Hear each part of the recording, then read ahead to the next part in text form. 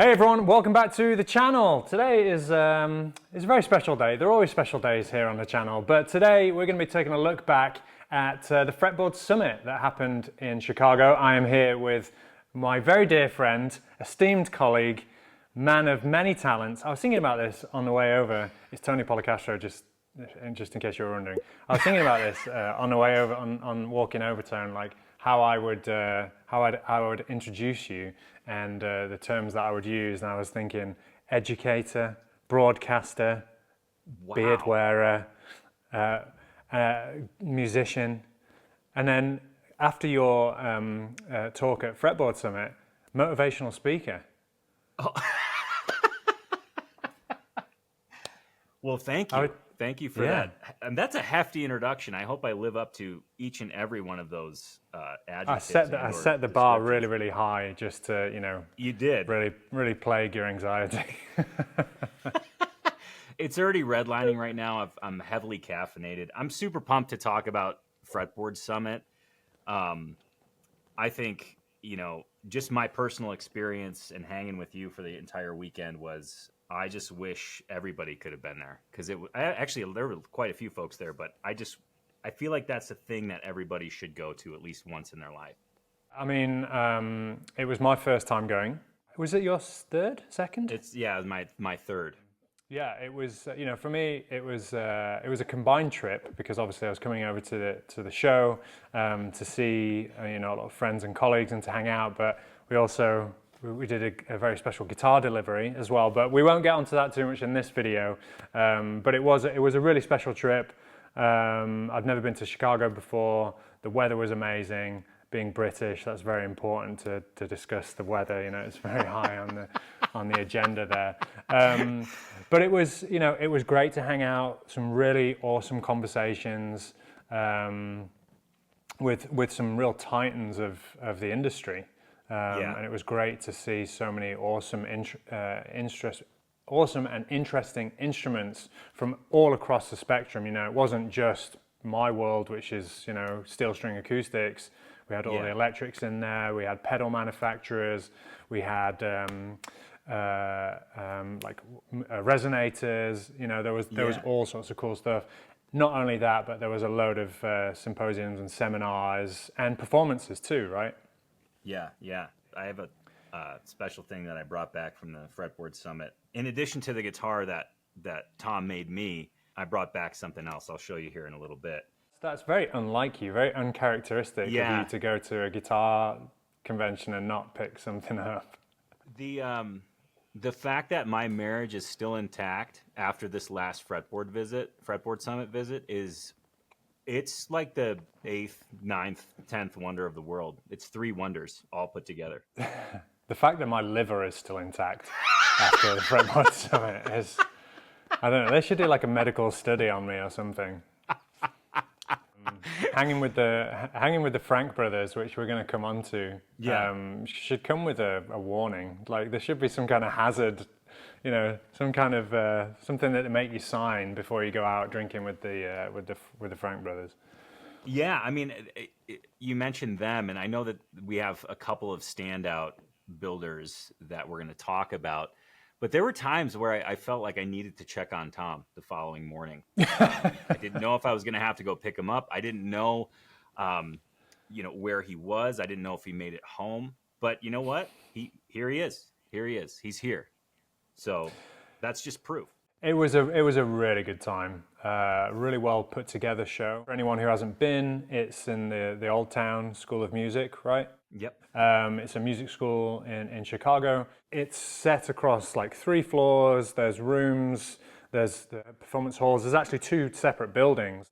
Lovely moments where you just happen upon something happening. Whether that's a talk or a little performance or somebody playing a guitar out in the hallway. There's all these lovely little chance meetings. Where you bump into people that you haven't seen for years, and lovely stories and all sorts of magical moments.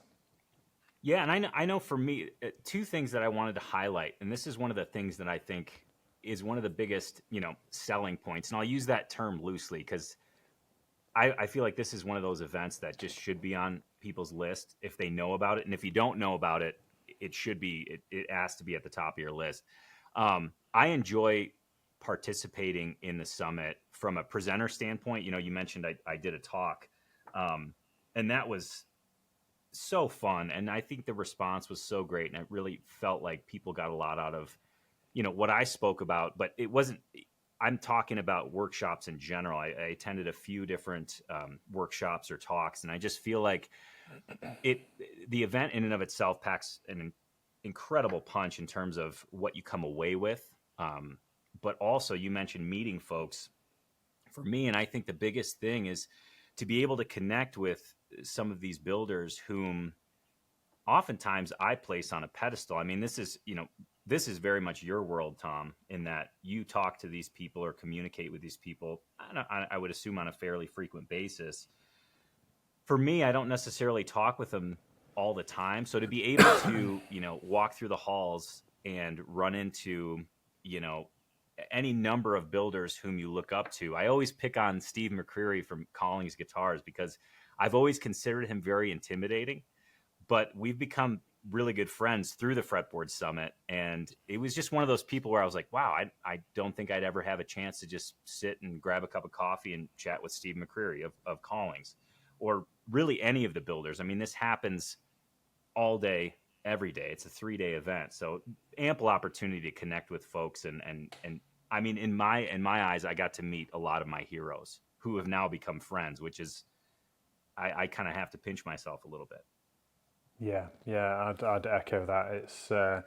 It is really fantastic. A great bunch of people and some amazing guitars. So let's shall we dive into some of our selections from the show? While we were having lunch, I think it was on the Sunday. You know, we had this idea to do a little look back at the show and kind of highlight 3 instruments each that we really loved and wanted to share. All right, so first up, Tone, let's start with you. Who are going to talk about, and what's the guitar?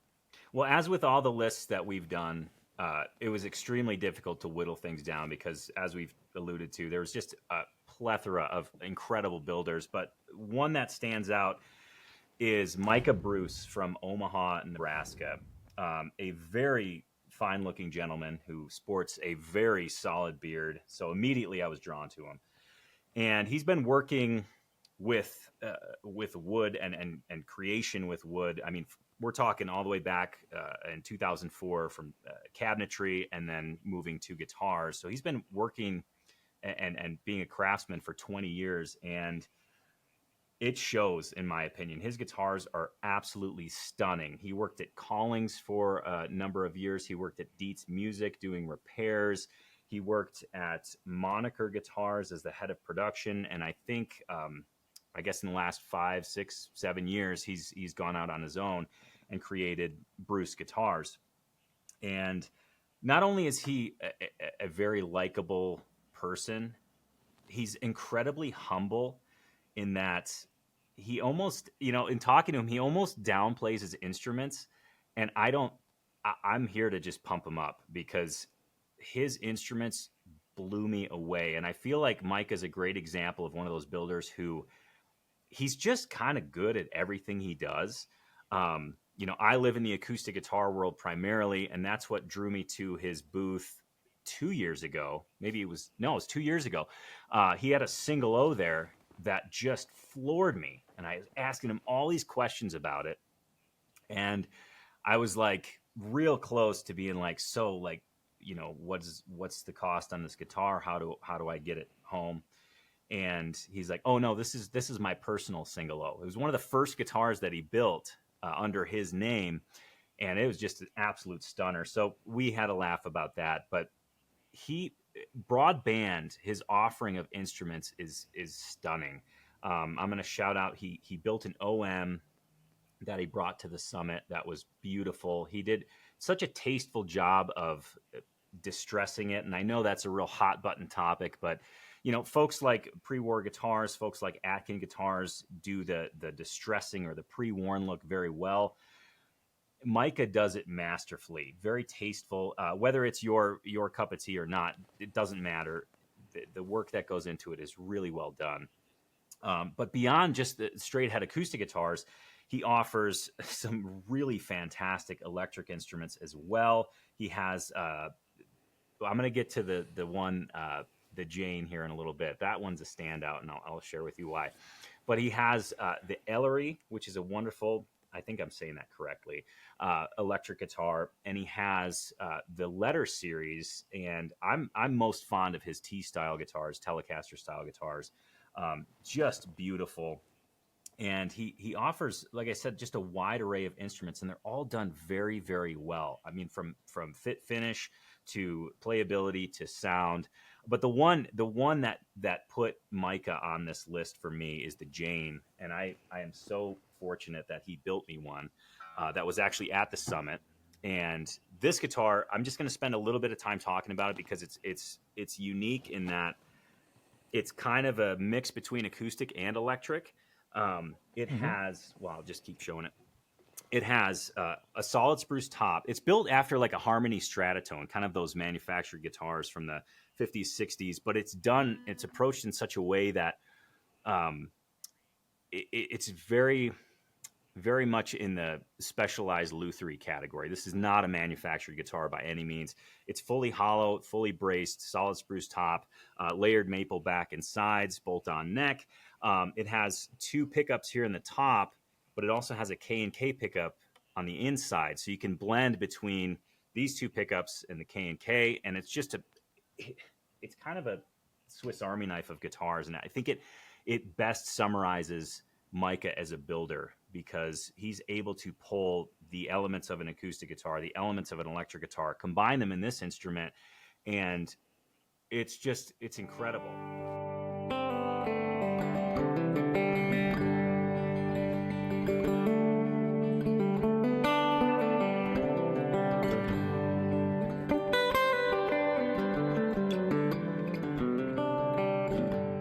It's a stereo output. So I mix the signal, it goes into a single amp, and you can play with the balance between the two pickups. If you want to go a little bit more electric, you can do that. If you want to go a little bit more acoustic, you can do that. It's just a phenomenal instrument. And because I was bringing Tom's guitar home, Micah actually had to ship this guitar to me. So it arrived just a couple weeks ago, and I'm just floored with it. I think if you don't know about Bruce guitars, do yourself a favor and check him out.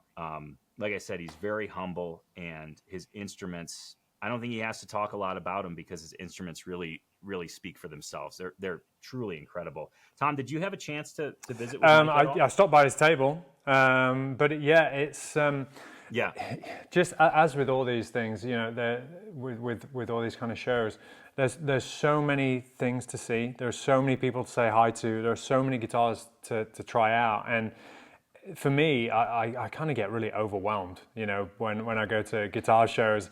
And, you know, the first day, I met Micah on the first day, actually. And you know, while I was still, you know, quite jet lagged and really over-caffeinated, overstimulated.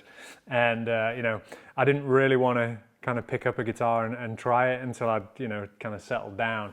But you know, there's a lot of interesting things going on in terms of the construction, and as you mentioned, the pickup selection, all this kind of thing. I love the vintage styling on this. The Stratotone thing is right up my street.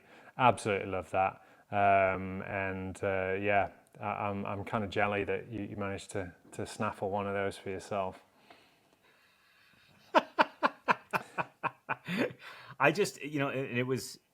He had one there last year, and I almost left with it last year. And I just, something was just keeping me, probably Whitney was keeping me from, you know, pulling the trigger. But I reached out to him before the summit because he said that he was bringing a couple of the Jane models. And I was like, so what does the guy have to do to, you know, make sure that he gets one of those?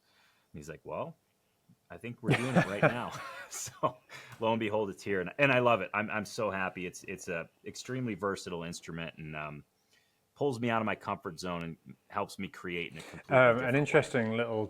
little factoid while we were doing the research for this video. Micah's, apparently his company was originally supposed to be Bruce and Sons Guitars, but he's been trying, but only managed to pump out daughters. So the Ansons. He's got 4 daughters. Yeah. So I'm going to move on to a luthier who I've known now for a long time and followed for even longer. And this is a luthier whose name I was never really too sure how to pronounce. I thought he was maybe Flemish or, Dutch. And I was always like, Gage Halland? Gage Halland. A few moments later. Halland? Gage? Anyway, Gage Halland. We're just messing. Gage is a very good friend of ours. Gage, his guitars, his work is pretty spectacular.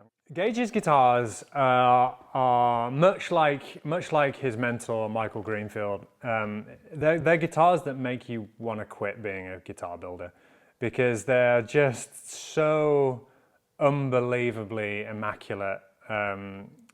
Ted, my colleague here at the shop, we're often, we're scrolling on our phones and we'll be looking at Gage, a picture of Gage's work will come up and it'll just be like, God damn it. that guy, especially his, his finish work.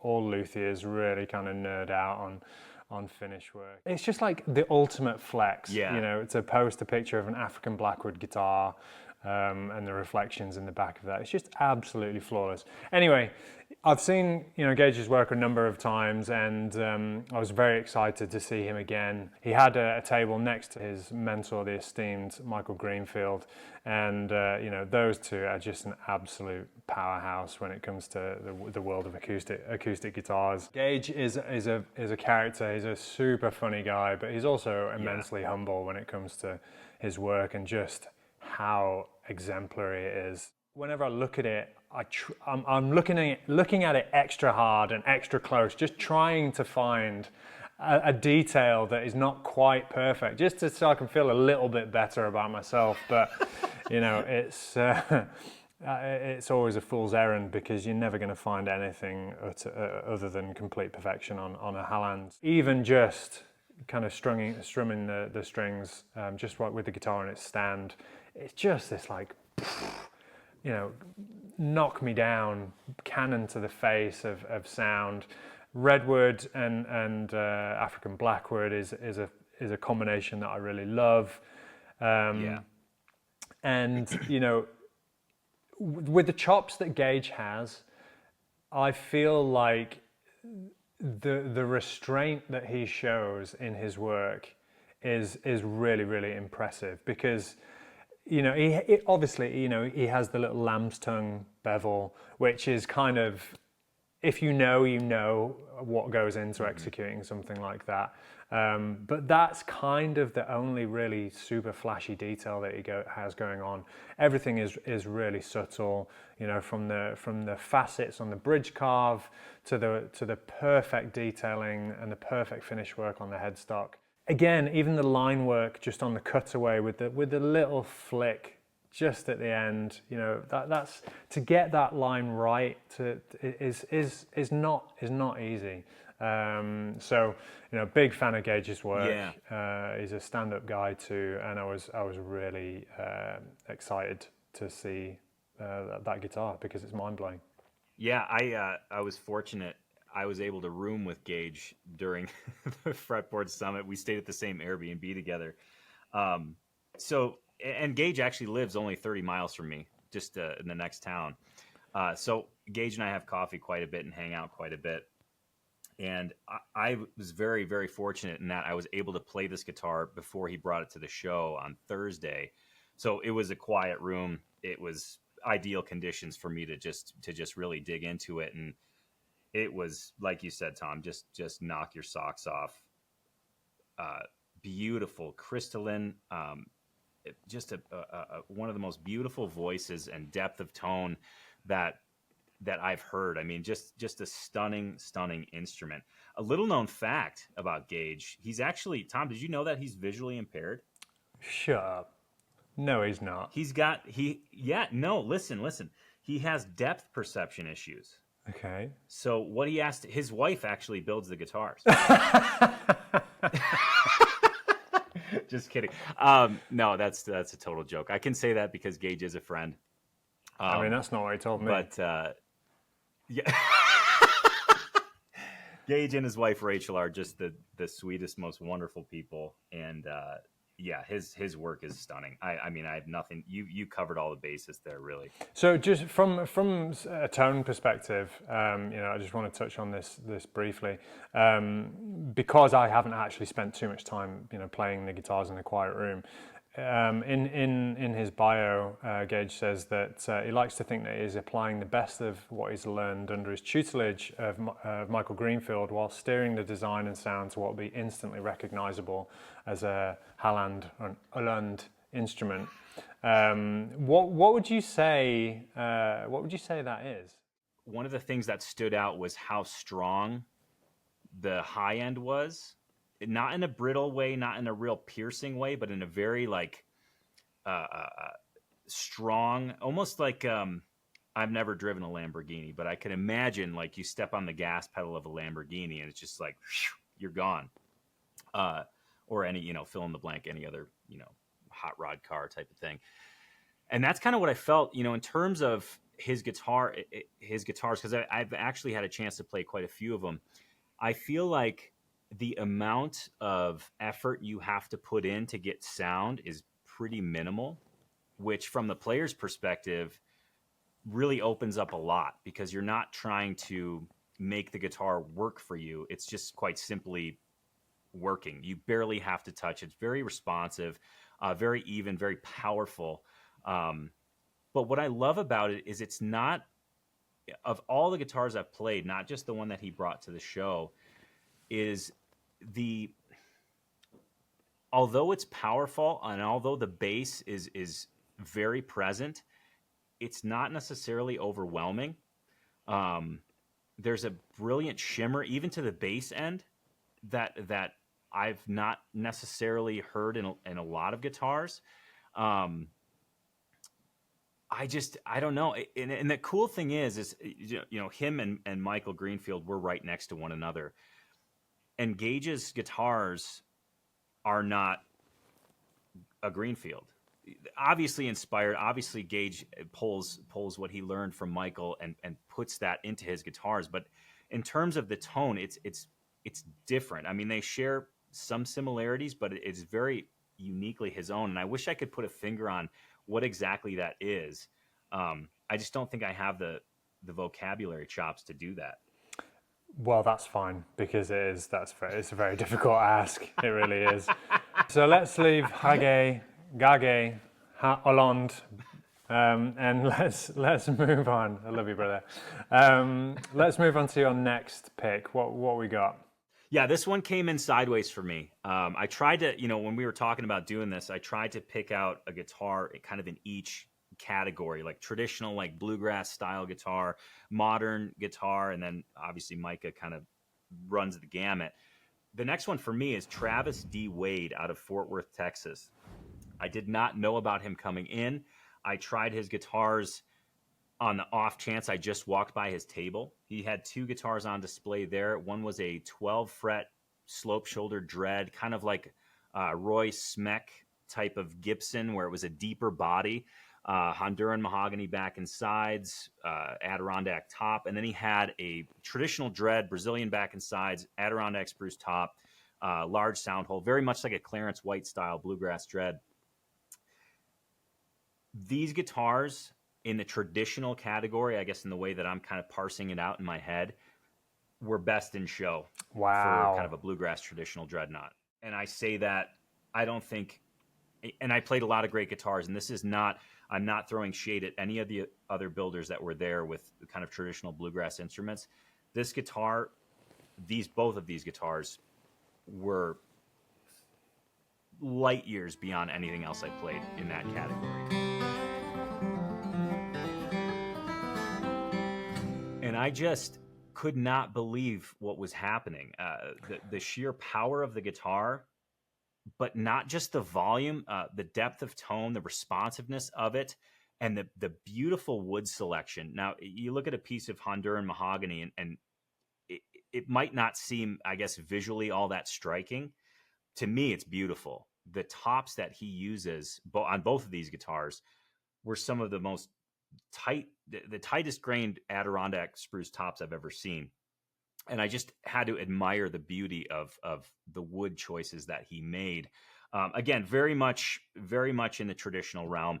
I am floored at these guitars. I had never heard of him before. I'm so glad I had the chance to play his instruments.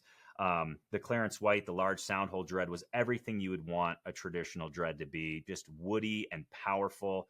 I could see taking either of those guitars to like a bluegrass jam with banjos, mandolins, fiddles, and having no problem cutting through and being heard with minimal effort. Again, I mean, I don't know if this is a sign of a good builder. I guess this is something I look for, is that, how hard do I have to play to get the volume and tone that I want? And the reality is with Travis's guitars is I didn't have to play hard at all. The sound was just pouring out of the thing.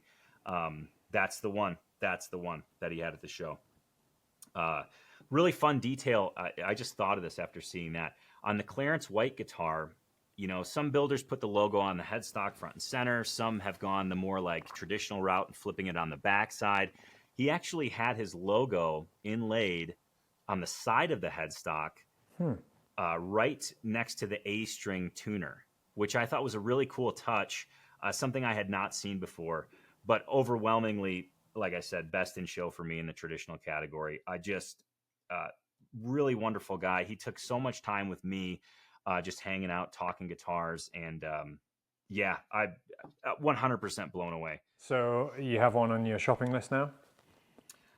Funny you should say that. It is on my shopping list. I checked out his site. I kind of was toying around with specking some things. It'll be a couple years, but Travis and I will be in touch. That's without a doubt. And I will. This is one of the first times I've actually considered selling a few instruments to fund this, because it stood out that much to me. Wow. That is a glowing review, because I know that you're not a guitar seller. I'm really not. And just as long as it's not one of mine, dude. No. Fun fact about Travis. So he went to Roberto Venn School of Luthery, and his father actually went there back in the 70s. Wow. So I thought that was a really cool, like, kind of it's definitely in the family, and holy smokes, man. I just, I can't say enough good things. So I regret to say that I totally missed these guitars. That is one thing about the Fretboard Summit, is because of the nature of how it's laid out, you do get these beautiful moments where you stumble upon something and you didn't even know it was going to be there. But the flip side to that, and the downside, is that sometimes, things you just don't see stuff. Yeah. Which is, I think, was probably my only criticism of the show. And if the organisers are watching, maybe that's something to consider. I know, speaking to a few luthiers, they were a little bit. Can we say irked? Irked that they maybe weren't having their footfall that and the foot traffic that they might have otherwise have liked. But that can be easily fixed with a little bit of extra signage and just kind of pointing people in the right direction. Because I'm sad that I missed that guitar. It was the most happy accident I had at the show. It really was, and I could see how you could miss a lot of the builders. I mean, it's so expansive. Like you said, there's 3 floors in one building, and then in the other building, there's multiple lobbies, multiple floors, and I know for a fact I didn't see everything. It was my mission to see everything, but I know it didn't happen. Yeah. Well, next time, I'm going to talk about somebody who I think is probably the coolest guy I know. It's Mike Baranik. I think Mike is literally one of my heroes. I think he's just the coolest guy. He is somebody who has kind of transitioned out of the acoustic guitar world. And I don't know if you've ever seen any of Mike's acoustics. They are very uniquely Mike and very kind of as quirky, I think, as you can get in the I think it's fair to say, pretty conservative, steel string acoustic guitar world. Yeah. now predominantly focused on electrics, and is just building some of the most playful, interesting, just immaculately produced Baranik guitars. They're so unique, they're so Mike, and he has very quickly gained a reputation within the community of serious touring bands. He's building guitars for Unknown Mortal Orchestra, Wilco, Mac DeMarco. I think he's also working with King Gizzard and the Wizard Lizard. He's just, every time I see him, he's like, "Oh, I'm building the guitar for such and such," and I'm like, "What? How is this happening?" But then you see the guitars, and you're just like, "Oh yeah, of course," because they're so cool. They've got such a unique style, and they're just immaculately finished. Mike has been building for a long time.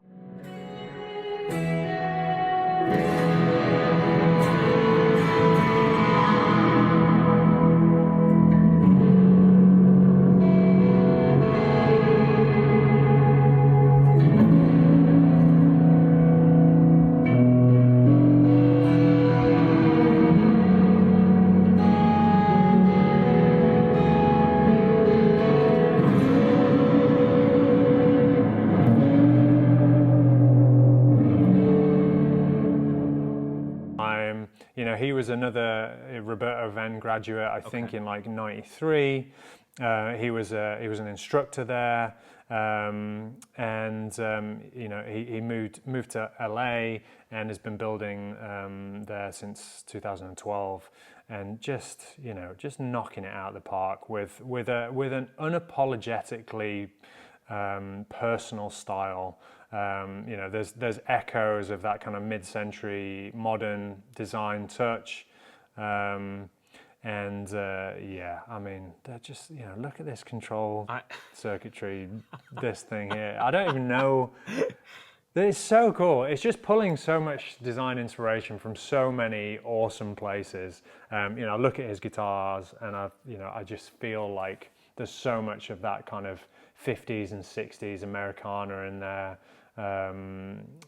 Just fantastic, with these sliding pickups, just everything about them is just so rad. I'm really sad that I saw these from a distance, and I just have a full-on admission to make. Trying out electric guitars at a guitar show scares the hell out of me. I feel it. I feel like it's something I can't do. And these in particular, I'm like, I don't even know how I would approach this. But I am infatuated with the absolute wild design and concept of these. I think they're beautiful. Yeah. Aesthetically, they're stunning. But I feel like he's the type, and I don't know this for a fact, you could probably speak on this. I feel like he's the type that it's not just for aesthetics. I mean, I'm sure that definitely plays into it, but I'm sure there's some very functional elements of for sure. Why he builds the way he does. The sliding pickups for one, you're getting so many different tones there. I think that's a really fantastic feature, and he's done it really well. It's not gimmicky at all. And just scrolling through his website here, every single guitar is unique. Every single guitar is telling a story, and all his design choices feel very, very intentional and very, very personal. Yeah, had to have Mike in there. Good choice. Sure. Who you got next for us? Well, I have to just admit, full on, I'm ridiculously biased about the next builder. Noemi Skembry, who's a dear friend of mine. The three of us spent some time. We had a good dinner the last night together, and I met her last year. Upon returning from the show, I immediately ordered from Matt at Eddie's Guitars. They had one of her nylon string crossovers in stock, and I knew it was going to Matt, and I I said, Matt, call me as soon as that lands. I said, I really want first crack at that. And that guitar arrived. I was floored. The design is beautiful. The workmanship is spectacular. Material selection, spectacular.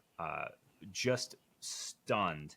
So when I got that nylon, I immediately ordered a steel string model because the one she had last year blew me away. The one that she had this year, which we're seeing right now, best in show, in my opinion, in the modern fingerstyle guitar category, modern steel string, and that's and I say that again. I do understand I'm very biased here because Noemi is not only a friend of mine. I've got guitars on order, so I understand that certainly factors into it. But amongst all of the modern steel string guitar builders in that show, this guitar to me stood out on all levels. The beautiful design, I think her bridges, and this is silly to point out such a small aspect of the guitar, but I feel like the bridges that she carves are just so elegant and beautiful. I feel like she is so. You actually referenced this when we talked about Gage.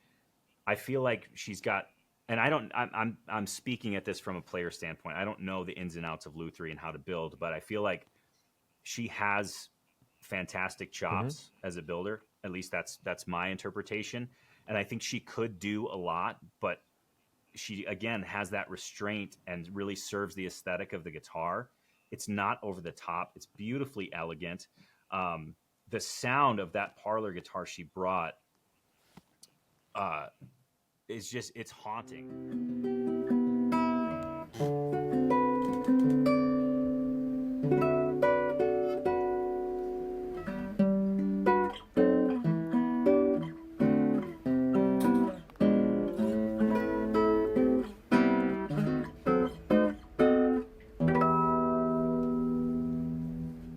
I found out that guitar wasn't for sale, which was a real bummer. So I immediately put one on order with her for 2026. Very similar to what she brought to the show. Another element of her guitars, I think the headstock is beautiful. The sound hole, she does this, I don't know if it's called an inset. I don't know if whatever I don't know if it's called binding, Tom. Maybe you have a better term for this, a more accurate term. It's essentially a beveled sound hole, but there's it's a wooden ring of ebony on the inside. Yeah. And it kind of bevels into the, yes, zoom in on that. It kind of bevels into the box of the guitar. And it's a little touch that I think is so beautiful and so visually interesting.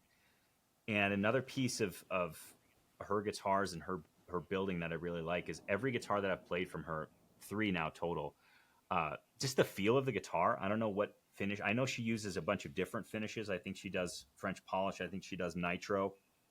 But the feel of the finish is just, it's very player friendly. I can't say enough good things about Noemi as a person, but also as a builder.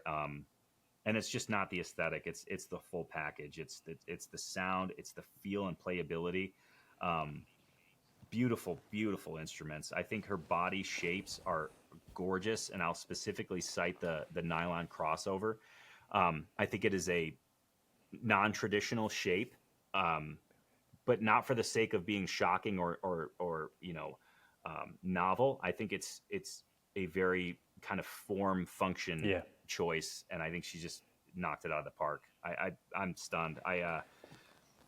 I didn't know about her as of last year, and then as soon as I met her, we started talking guitars. I just immediately knew that not only is this a person I want as a friend, but somebody that I'd be just honored and grateful to play their guitars. So I'm just I'd echo awesome, that as awesome well. I think I met Noemi maybe in 2018. I feel like it was at the Holy Grail Guitar Show, and then I've met her a handful of times since that at other guitar shows and kind of small guitar gatherings, and I feel like with with bench luthiery, small builders. I always like it when you can see the personality of the builder in the instrument. And when I see one of Noemi's guitars, I see her personality. I feel like there's a really nice echo and a really nice kind of mirror to Noemi as a person in these instruments. And first of all, I'm also biased, and because Noemi bought us an absolutely spectacular dinner on this Sunday. So thanks for that, Noemi. That was very nice. But yeah, I've played a bunch of her guitars, and the first guitar of hers I played was at a private guitar gathering a few years ago now, and Noemi handed me her guitar and said, what do you think, in her beautiful Italian accent. And I played this instrument and was like, whoa, where is all this sound coming from? It was a small bodied guitar with a huge voice, and again, it was just a fabulous experience to play that guitar.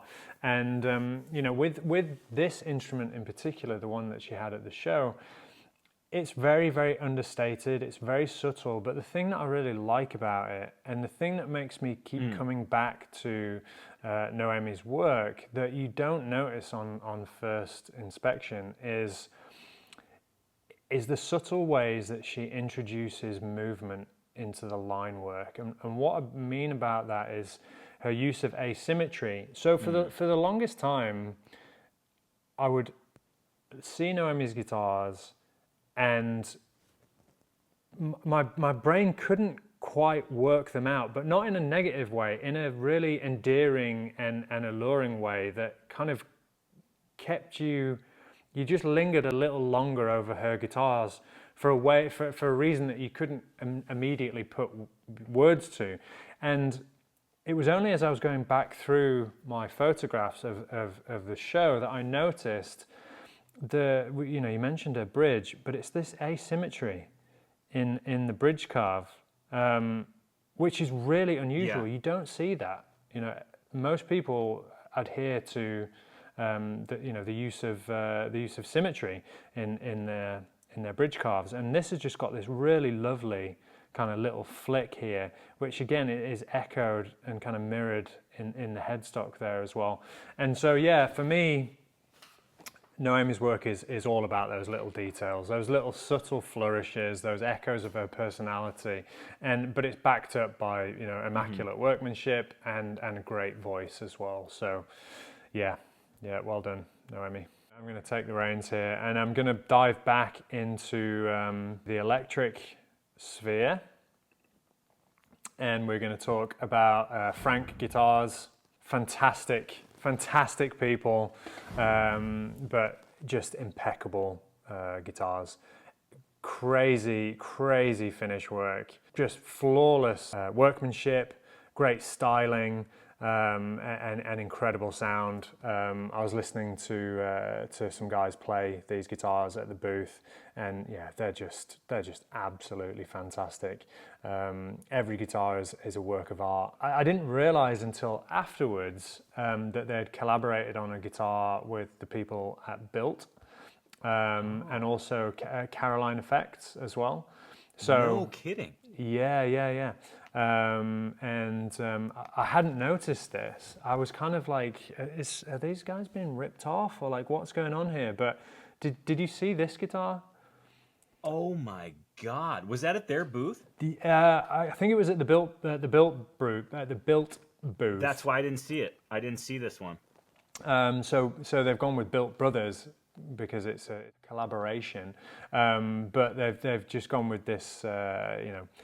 I think this is their arcade model. It's loaded with this wild pedal. There are some amazing demos online of the pedal circuitry that's been incorporated into the. It's in there. It's in here. Yeah, it's in here. Holy shit! But yeah, so this guitar in particular. So this is really a shout out for Frank Brothers and Bill as well. I see what you did. Cool. Yeah, this collaboration guitar with this kind of crazy like sunburst, but it's also got this like big flake sparkle in there as well, combined with the Caroline effect circuitry in there as well. It's just absolutely knockout. You know, walking into that electric room, you know, it is really overwhelming. There's just all these kind of squeals going on left, right, and center, and it can be a little bit kind of sensory overload. But the sounds and what drew me to this guitar was the sounds that were coming out of the amplifier, yeah, really fantastic instrument.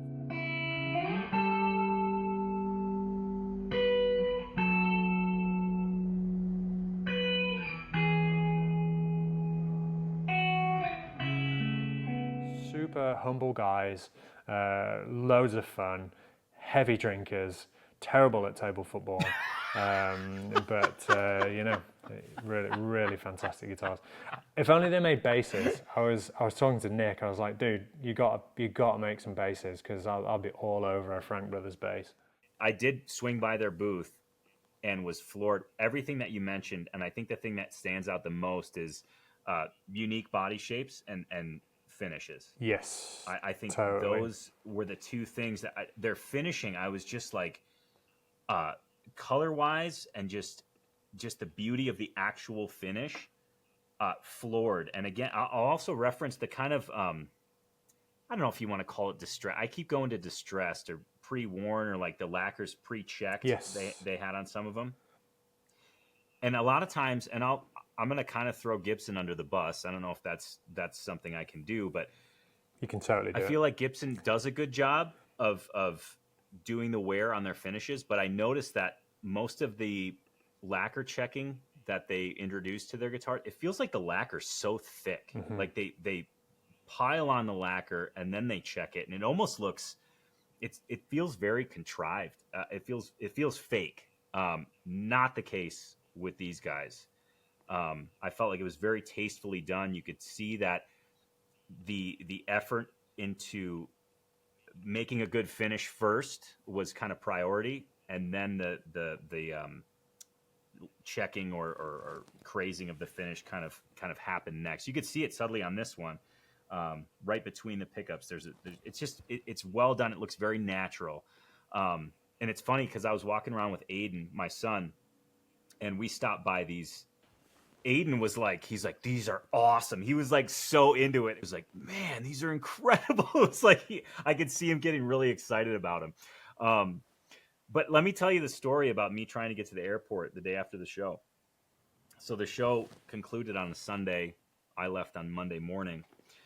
And between Tom dropping off the guitar that he built for me, got the guitar from Tom on Sunday and spent the majority of the night playing that guitar, ignoring all my responsibilities of like cleaning up the Airbnb, packing my stuff, getting ready to go. So then I finished playing the guitar, and we're probably talking like midnight at this point. And I went on the Frank Brothers website.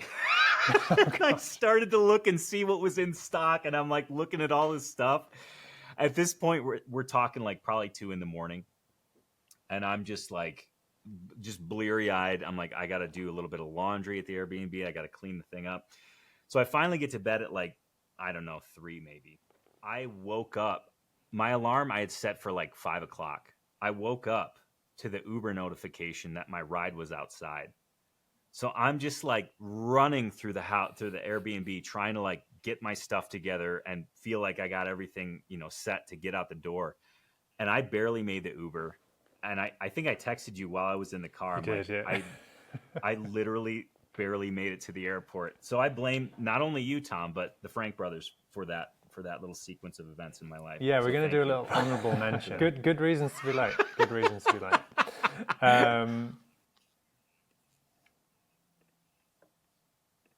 I had the best experience talking to Jason Costel. It was incredible. Jason is just a top-notch person who's lived 50 different lives in one lifetime. He studied fingerstyle guitar. He was in the military. He runs a nonprofit. He's like a renaissance. He's a renaissance man. And I got to play his modified dread that he brought there. Wenge back and sides. I can't remember the top, which is silly. Blew me away. Awesome. It was the first time I had an in-person experience with a Costal guitar. He apprenticed with Irvin, as did you, Tom, obviously. I was floored. I think Jason's guitar was top notch, but really what stood out to me was just the conversation and the interaction that we had. I felt like him and I had been friends for years. So yeah, shout out to Jason for just being a exemplary human being and building a badass guitar. I think it's at Eddie's right now. I did my research on where that guitar went because it was burned. It was burned in my mind. I mean, it was a beautiful guitar. I do a lot of alternate tuning stuff, and it handled that very, very well.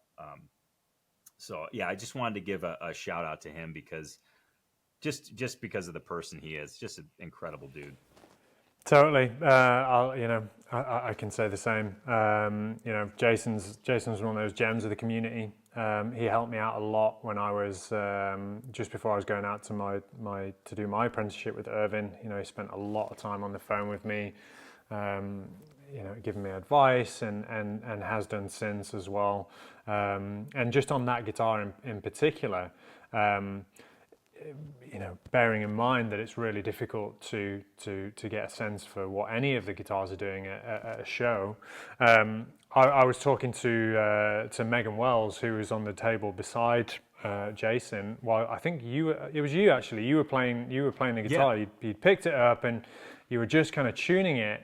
And I think you played like an open chord, and it was one of those moments where I was like, like.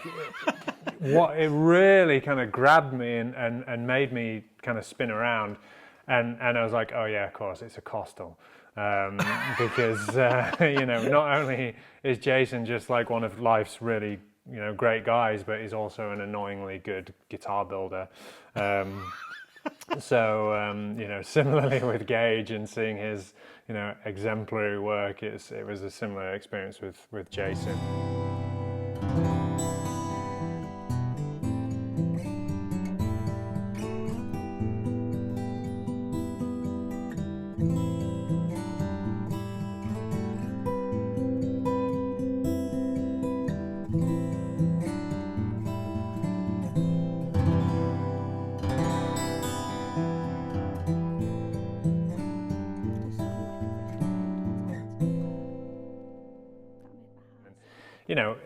Again, Jason's one of the top builders in the world. He's got a wealth of experience, and what I really like about him is his approach to the instrument. It never feels like he's in sales mode. He's always just Jason, just being a genuine, humble, wisecracking dude. Always got a great story to tell, and his guitars are expensive and they're very beautifully made, but he's just like, yeah, take it, play it, have fun. Yeah. And then he'll Jason's always more interested in having a conversation with you and just chewing the fat, and he just happens to make a phenomenal instrument as well. With all these conversations that we have, like I could literally go into this much detail and wax lyrical about pretty much every guitar that I saw there, and maybe that's one for another episode. But I think we should probably wrap this up. Do you have any kind of takeaways? Anything that you want to finish on, Tone? Two things. I'm going to put you on the spot. I think we should do this. Oh, look at those balloons. Did you see those balloons on my screen? No, was there a little... Oh, did you do a reaction? Yeah, I did some sort of like thing. Two things. I'm going to put you on the spot. We should do this more because it's really fun. Yeah. The second thing, and I think this is the overarching theme for me, the big takeaway from the Fretboard Summit is just what a cool community it is, and how I think I always, for the longest time, my whole entire experience in the guitar industry, from being a buyer at the ironically the Old Town School of Folk Music in their instrument store, to working in sales for a mandolin company, to now teaching online. I always felt in the very early stages of me working in the industry that these folks that built these guitars were on a pedestal, and they were meant to be my heroes, and they were in a way unapproachable. This is a really tight-knit, very welcoming community of people, all of which have a story, all of which have just dedicated their lives to this craft. And it's really inspiring, and it's really, I feel extremely grateful to have kind of crossed that barrier of thinking that these were people I couldn't talk to ending up, friends with a lot of them. That's what I would say to anybody who's even considering going, and maybe even feeling like maybe I don't belong. That's just not, it's not a thing. You very much belong. If you have any interest in guitar whatsoever, you belong, and I would encourage you to go. I mean, this is not a sales pitch for the summit, but I think it's one of those experiences that any guitar geek, any guitar hobbyist, anybody that's even vaguely interested in guitar should have. So, I mean, that was that was very succinct, and I can't really add to that. There really is something for everybody there. Lots of great conversations, lots of great guitars. It's in a beautiful spot too. I was happy to go, and I hope to go again. But until then, or until the next time we do one of these episodes, let's wrap it up. Tone, thanks so much for joining me as always. My pleasure. Your insight and appreciation for the guitar is infectious. So thanks very much, man. If you like these kind of videos, if you want to see Tony and I do some more of these together, please drop us a link. Drop us a comment in the comments section. Let us know what you think. You be quiet. Let us know what you think, and we will see you next time. Say bye, Tony. Bye, everybody. Thanks so much.